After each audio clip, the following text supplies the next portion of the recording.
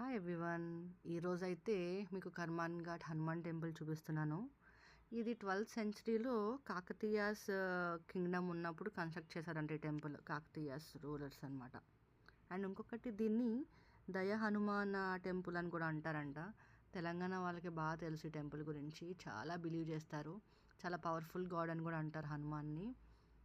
స్వయంభూ అనుకోండి ఇంకో విధంగా చెప్పాలి అంటే. అండ్ ఇంకొకటి యాంబియన్స్ కానీ లేకపోతే గుడిలో ఉన్న పూజారులు కానీ ఎంత డివైన్గా ఉన్నారంటే నాకైతే చాలా బాగా నచ్చింది. ఇన్ని ఇయర్స్ ఆఫ్ హైదరాబాద్లో ఉన్నాను కానీ 10 years నుంచి నేను ఒక్కసారి కూడా వెళ్ళలేదు.